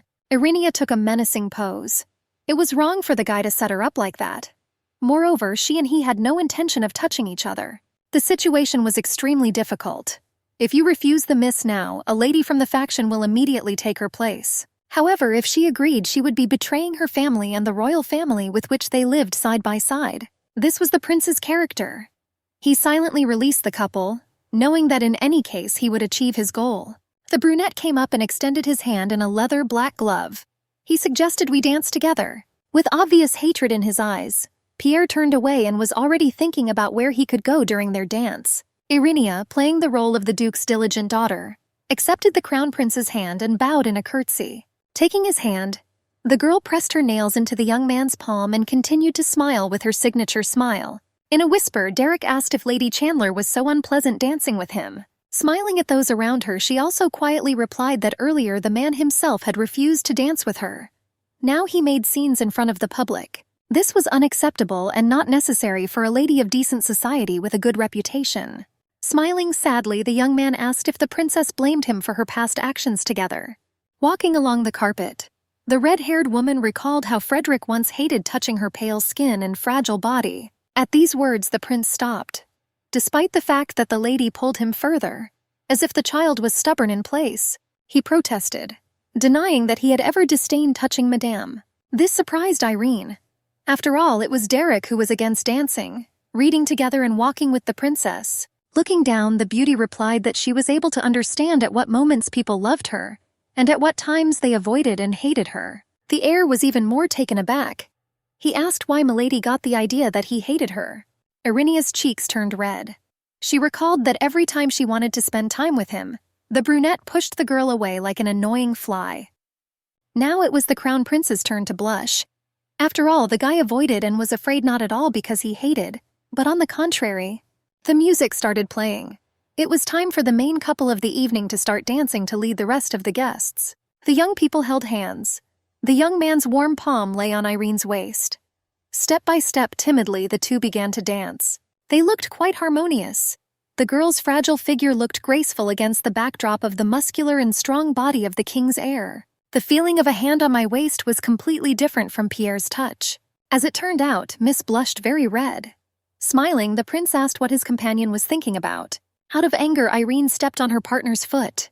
Derek couldn't help but remark, because when dancing with Sylvian, no one stepped on anyone's feet. Smiling maliciously, the woman said that the commander's skill in dancing was at the highest level, because he skillfully led the girl behind him and did not allow her to step on his feet. He leaned the girl over and whispered in her ear that it was very rude to mention another man in a conversation with a partner. From that moment on, the prince allowed Lady Chandler to look only at him, lean on and listen only to him. The girl was afraid of Derek's attitude. He had never been like this before. What happened to the guy during this time? Miss did not understand. Laughing, she asked why the young prince did not think about Pierre's interests, Irenia's legal companion this evening. The young man snorted with excessive aggression. He said that he considered Sylvian not qualified enough to be a commander. Because of this, allegedly, he did not want the noble Lady Chandler to come to the evening with a loser. Irenia was amazed, which is why the king's son called her chosen one for the evening so cruelly. She suggested that perhaps the prince reacted this way to how tenderly the couple communicated in private. Derek smiled bitterly as he continued to lead the lady. He reproached her for the fact that the princess had never fed him before, even on that very day. Irene smiled slyly at the presenter. She said that he wasn't the only one who could hate people for their actions. The red-haired one was no slouch either. She admitted that she fed Mr. Sylvian only because his hands were busy with the plate, for the convenience of my lady herself. Frederick squeezed the lady's hand a little tighter. Through his teeth, he said that she was in a hurry to forget about him. Because of the music. Irenaea did not hear what the prince was saying about the last freedom. I asked again. A grin cut the brunette's cute face. He promised that as soon as he found out how and why the woman took his body, he would immediately take the princess's freedom underwater. The red-haired woman was even glad that Frederick Reiferger finally spoke about it. The topic hung over them all evening like a cloud, and fortunately dissipated. Continuing to dance beautifully, the young miss pretended that she did not understand what charms the young man was talking about. She repeated again that she herself did not expect the couple to exchange shells with each other. The man recalled that sooner or later he would have gotten to the truth. However, the offer to make Irene crown princess was still valid. Again, I had to repeat to the guy that Miss did not want to become the prince's wife at all. The song is over. Irenaea curtsied. The brunette still didn't want to let go of the girl he really liked, but who was terribly annoying with her character. Loud applause rang out all around. As it turned out, people surrounded the place where the main couple danced and watched them. Miss giggled. Surely Duke Chandler was proud of his daughter, who as always was the center of attention. The man actively communicated with other aristocrats. They talked too loudly about what a wonderful empress Irenaea would become. Elderly guests remembered Duchess Chandler in her youth, a young pink-haired beauty who won the hearts of all men. The emperor himself approached his son and his partner. Irene immediately bowed deeply, not forgetting to kiss the empress's hand. The ruler was kind to Miss Chandler. He offered to have dinner at the palace with him and the rest of the royal family. The wife supported her husband. They were always happy to see the princess in her free time. Besides, with new responsibilities, Miss would hardly have time for dinner. While the girl was in ecstasy from communicating with the king and queen themselves, the brain was desperately trying to shout to Irene's heart. After all, the first spouses in the country behaved so nicely because they believed in the speedy emergence of the duke's daughter as the crown princess. However, even if the Miss did not intend to become Derek's wife, it was impossible to refuse the king's invitation. Full moon. The night was full of light and seemed to support the festive mood of the castle guests. Pierre had been looking for his companion for 20 minutes. I walked around the entire large hall and decided to go up to the second floor. Indeed, on the balcony stood a lonely red-haired girl, who was so different from the others that it was impossible not to notice her. The blonde smiled and approached his lady. He leaned on the railing to the right of the beauty. Her hair was already disheveled, and her perfect makeup had become smeared. The lady immediately admitted that she was already drunk and wanted to return home. The soldier decided to go out into the fresh air. At the end of the corridor there were doors leading to the balcony. To keep the woman from freezing, the commander took off his cloak and threw it over the shoulders of the young lady sitting on the chair. Pierre immediately went to his lady for water. She was embarrassed. The girl liked it when the soldier was so caring and sweet. Irenaea was especially pleased that the blonde was not angry for dancing with the prince and talking with his family. Smiling, the young man went down to the first floor, holding the railing and thinking about what kind of water would have a better effect on Mrs. Body. The most important thing is that his companion did not know how much the young man had to go through for her indulgence. Pierre sincerely wanted to confess to the red-haired girl about his desires, about his dreams with her, about the lady, about their future. He was flattered by the sexually suggestive jokes and the drunken, favorable mood of his lady, however. For the sake of decency, the young man ignored them. Judging by all the compliments during the evening, the woman liked the appearance of the commander and the way he behaved. But my lady had no idea how long the blonde had been selecting an image especially for her, and how much he had asked his friends about Irene's favorite dishes, smells, and drinks. Absorbed in thoughts and a plan to win the heart of the princess, Pierre almost missed the conversation of the people under the steps. Already familiar girls from the faction were sitting at the table. Quite heavily intoxicated, the chief among them was indignant at how nicely Irenaea chatted with the emperor himself. The flushed girl was enviously glad that after the night on the island, the couple no longer spent so much time together. The noblewomen were amused by how most likely the very rose of the empire was killed by its collapse before the future ruler. Pierre quietly approached their table, resting his hands on the edge. He asked whether the brown-haired woman was the same daughter of Viscount Alta. Out of surprise, the girl began to stutter. She barely said that she was her. Pierre smiled coldly, squeezing the glass in his hand. Out of fear of the man, the brunette bent to her knees and began to breathe rapidly. The blonde calmly suggested that the girl should not overact. Everyone understood what the conversation was about, and about the consequences of loud, drunken swearing by an ill-mannered guest. Pierre was angry. What if the girl's obscene words were heard by others? No one would have escaped the rumors then. The evil noblewoman turned to the commander. She asked why he himself was better if in the same way, for the sake of his own goals, he wanted to be with the most beautiful girl in the empire. She jumped up and wanted to say something else, but the young man's icy gaze stopped her with her mouth open. The eyes made it clear that the girl had crossed the line. In a barely audible voice, the knight, smiling, asked if the envious people really didn't understand who they were discussing. Irene was a sparkling snake, the offspring of dragons, and he, Pierre Sylvian, was fascinated by her. Only because of this, the guy was not mistaken in his actions.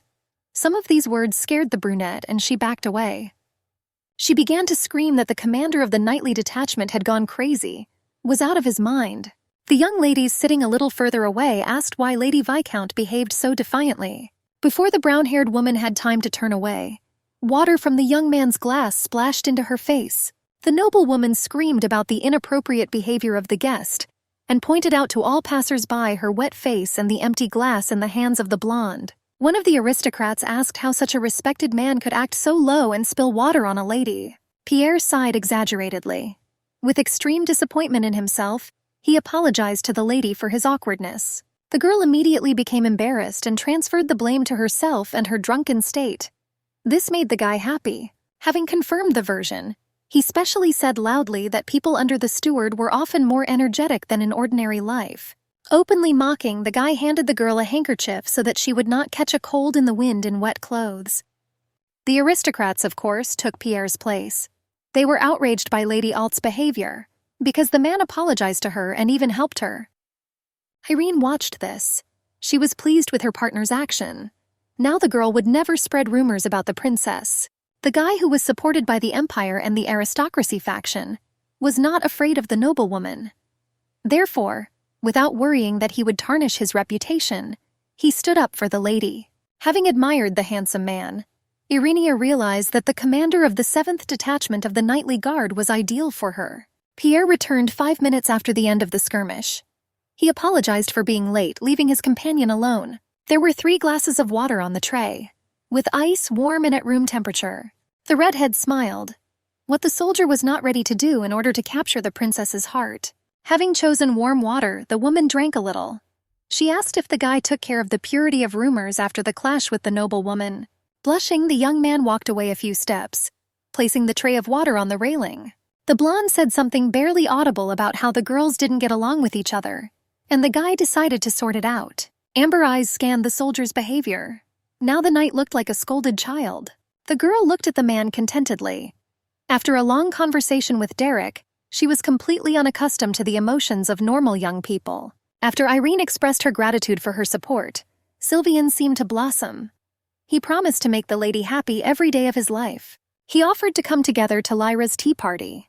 This could strengthen their relationship in society. Lady Chandler happily agreed. She admitted that she would willingly call Lyra sister. The soldier was sincerely glad that the Rose of the Empire accepted his humble invitation to come to his castle. After standing together a little longer, Irenia asked to be left alone before meeting with the other ladies downstairs. Pierre went down to the garden. He walked far enough not to be seen and jumped for joy. It seemed that the whole evening with the Duke's daughter had been a dream. However, one person did see him. The red-haired woman stood leaning on her hand and watched the young man's raging emotions. She liked to see how the guy genuinely enjoyed being around her. Previously, Miss had never accepted an invitation immediately, leaving the intrigue until the end. However, tonight, Pierre was an exception. My thoughts were already occupied by the tea party at my companion's sister.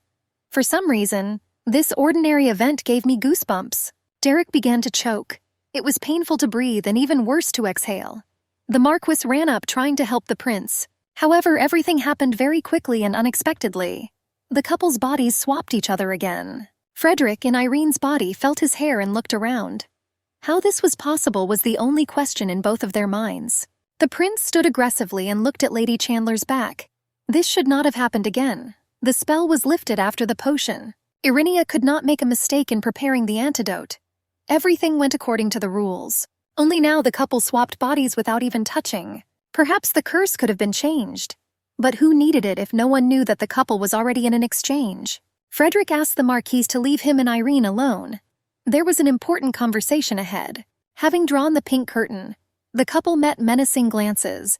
At the same time, they asked each other questions without lowering their tone. "What's happening?" the prince shouted.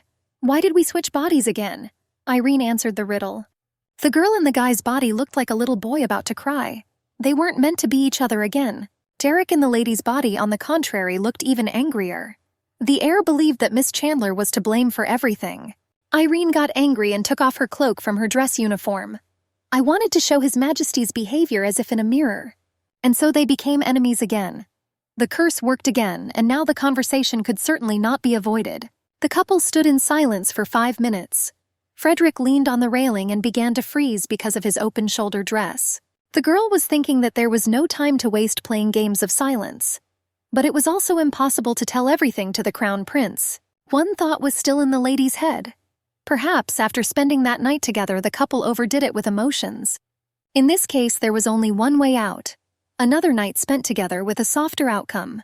Coming closer, the woman wanted to try another method, touching her body with Derek's consciousness. The man began to comically push away from the hands, not allowing himself to be touched. Last time, a small touch immediately changed their places. Taking the young man by the hand, the couple did not feel anything. The spell didn't work in reverse. Then all the easy paths passed by the problem of the damned couple. Irene began to walk from side to side on the balcony.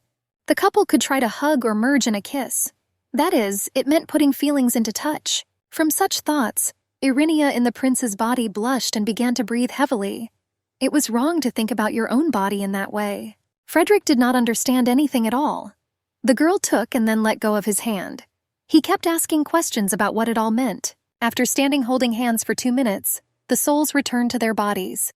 The real crown prince jumped back. Frightened, he asked how the princess knew how to properly return to their bodies. Irinia lied that because of stress she simply held his hand and they became themselves again. Before the heir could shout at the red-haired girl, the girl pressed herself crying to his strong chest. She quickly rattled off that the last time they spent the night together, they swapped bodies. Before Reiferger accused the lady of finding another man, the woman managed to say that they only had conversations, at a distance and without touching. The conversation turned in a completely different direction, and instead of a problem, the couple began to vigorously and loudly discuss their bed. Both were flushed and stood with their foreheads almost touching. I remembered their dialogue before that very night on the island. Then the future king said that he only needed Irene's body. Once upon a time, the lady believed that the prince had long been an experienced man. My shoulder hurt. The bruises had almost disappeared, leaving behind yellow spots. However, now, hearing the ragged breathing and rapid heartbeat, one could believe that the lady really was His Majesty's first. Irinia shook her head. In this case, sexual intercourse with anyone was not involved in their transformation. Frederick nodded. There had to be some other reason, something else that could have caused this to happen. The prince asked to speak more quietly. Surely the old Marquise was somewhere nearby. Loud words could attract him or other listeners. He suggested we meet the next night at the Blue Castle. There, the couple could privately discuss all the details of their common grief. The Blue Castle was actually a hotel, the largest and most luxurious in the capital. The emperor himself ran it. Derek's father's private hotel was the perfect place for a secret meeting. The people there were trusted and reliable. The young man took Irene by the hands. Their lives changed dramatically after that day on the island. The couple could no longer remain strangers, if only because of what happened a few minutes ago with their bodies. Blushing, he gathered his courage. The girl looked at the brunette in bewilderment, not understanding where he was leading. Frederick blurted out that they needed to sleep again in order to return to the countdown point of their curse. The next morning, the girl woke up in her chambers. I immediately remembered the sensations during the exchange of bodies with the prince. Ava brought water for the mistress to wash. The next day after the transformation was no longer as difficult as the first time. Frederick was haunted by the thought that perhaps after one more night spent together, Miss would change her mind about leaving him. This idea was especially prompted by the tea with an aphrodisiac that Irene took for 2 weeks in a row. This time the couple was ready to save each other and make everything right. Now the couple understood approximately what the problem was. Before the big night, Derek sat in the princess's body and looked at his face in the mirror.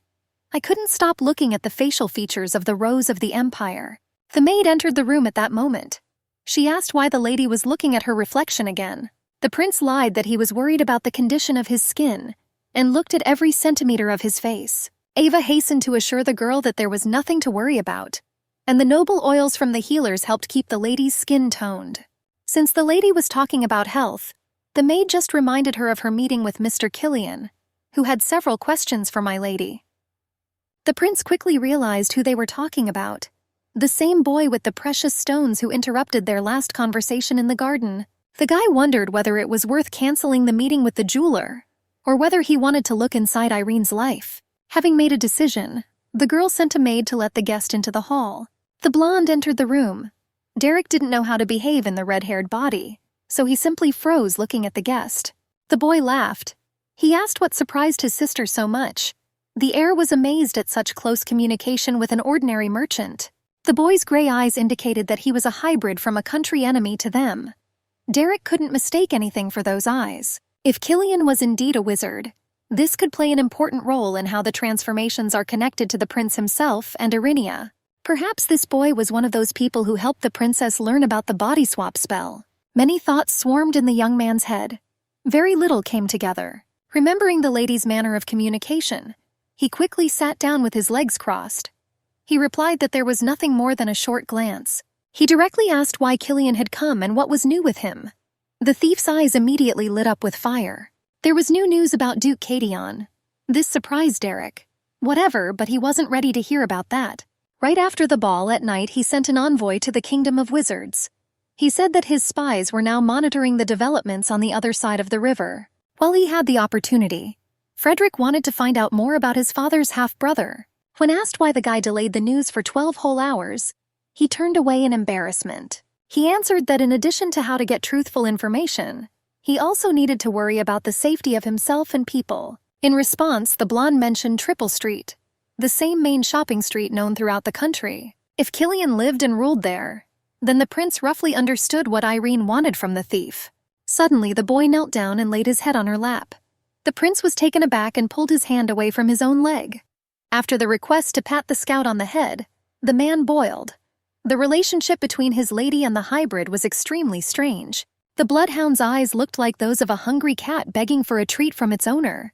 This is approximately how it actually happened. The prince immediately introduced a couple of this. Hopefully an adult, a boy and a luxurious lady. Without waiting for a second request, Frederick asked Killian to leave the castle if all his information was exhausted. Dressed in the camouflage suit of a crazy guy and hiding his tears with glasses, the young man hurried to leave Irene's chambers. The crown prince rubbed his forehead with his palm. It was hard to imagine what else the seemingly luxurious life of Irenia Chandler hid. The night fell on the city with a pleasant coolness, bringing peace and relaxation in the form of sleep to the people. The windows of the hotel at the palace shone with the warm light of the lanterns at the windows. The atmosphere was created cozy and comfortable for a walk along the embankment. A man in a black cloak handed the administrator a golden ticket to enter the hotel's VIP room. After examining the map, the man nodded and asked the brunette to follow him to special rooms for special guests. Irenia, in the body of the crown prince, ascended to the 5th floor. Everything went smoothly as Derek himself promised. The main problem remained the same. The girl did not understand how she could get rid of the curse once and for all. Meanwhile, the footman had already brought her to the desired number. The doors alone already looked luxurious and expensive. Opening the door, Irene saw her body, and with it Frederick's gaze. Their night was beginning. If Miss had to be honest, this time the anticipation in her was much stronger than the first time. The night was to be decisive. The couple was ready to invest all their strength and resources in order to no longer suffer from a mutual curse. The couple stood by candlelight. Irene asked what interesting things happened during the whole day at the Duke's estate. The prince stood his ground. He asked her to tell Miss every little detail that the princess knew about their curse. The girl in the brunette's body kept repeating that all she knew was that if the crown prince slept with another woman, he would switch bodies with her again. The guy silently leaned his back against the man's chest. Irenia had the opportunity to feel her own body and smell. The young people's hands intertwined. Breathing synchronized and the couple seemed to become one organism. A moment and Irene returned to her body again.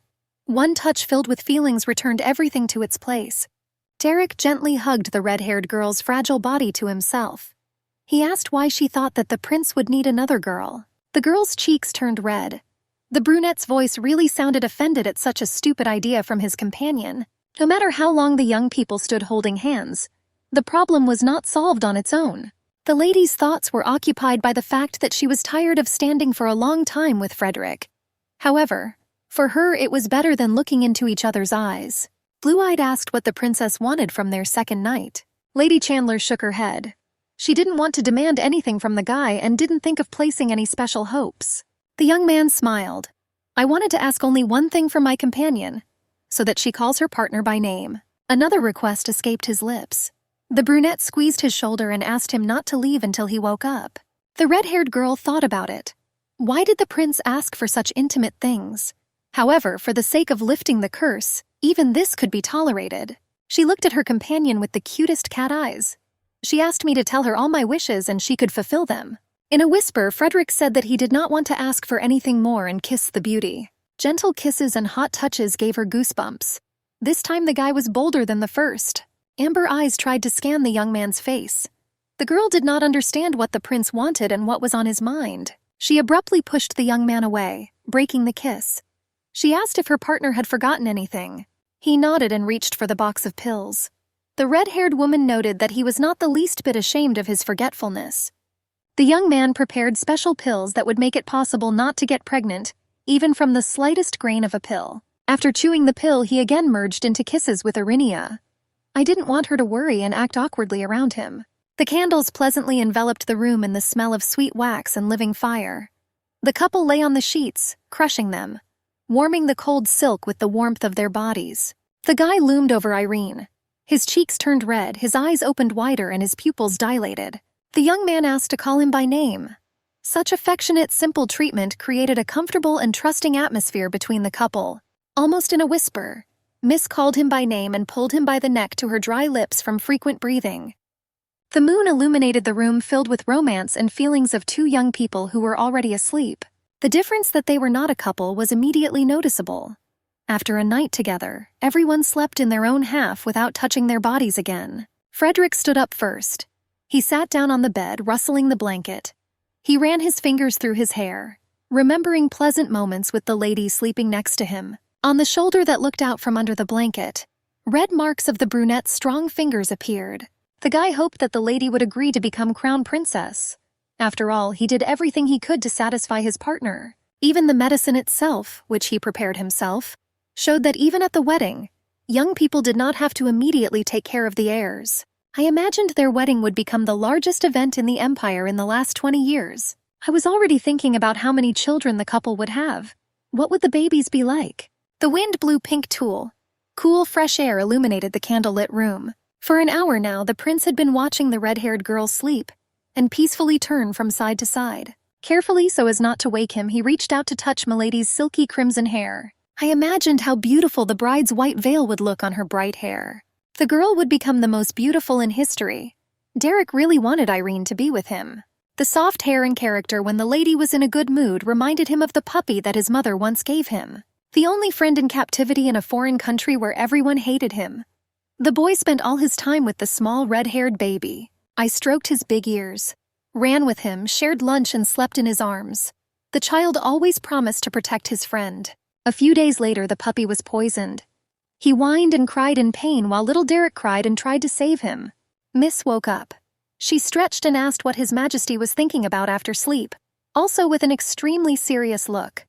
Frederick noted to himself that the princess's sleepy voice sounded very pleasant, quiet, calm, and with a slight hoarseness. In the most affectionate voice, the young man replied that his companion reminded him of a dog from his childhood. Irinia was taken aback. She was not angered, but rather put into a stupor by the fact that she was compared to an animal. The prince quickly justified his words, saying that at that time he was his only friend and a wonderful, faithful fellow. Wanting to hit, Irene still squeezed out a smile. I asked if my partner loved dogs that much. She tucked her hair behind her ear. After saying that the crown prince's dog also had long hair, very pleasant to the touch. Frederick Reiferger has already dived into memories. He talked about who gave him the dog, what color the fur was, and how cute the bell on his collar was. Out of curiosity about what would happen next, I asked what the name of the future king's furry childhood friend was. He smiled bitterly and named him Waldo. That was the name of the 3-month-old puppy with red fur. The tailed one was the only source of joy, happiness, and warmth for a child in an enemy country. The day the dog died, the emotional side of Derek died too. He realized how important it is not to get attached to anyone, what pain once bright feelings can cause. To cheer up the young man, Miss complimented the dog's name. For the first time, Frederick was asked about Waldo, and indeed about his past, before becoming the crown prince and hero of the nation. The guy continued the sad story. On the prince's birthday, the puppy jumped onto the table and began to lap up the soup that was brought for the prisoner. Miss understood what happened next in the story. Surely it was hard for the young man to live with the thought that his only friend in the world had died for his sake. The girl held back her tears. The story really was terribly sad and unfair. Derek snorted. He didn't understand what upset the lady.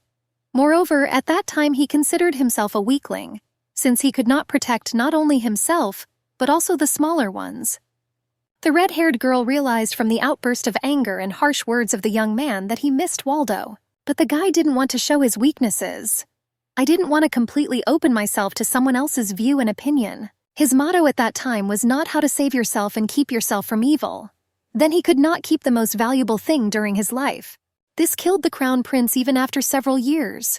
Nothing hurts more than the death of someone dear to a person. Irene wanted to cheer up the young man, said that in any case the dog died without regretting anything. Frederick turned around. I asked what my partner meant by saying these seemingly heartless words.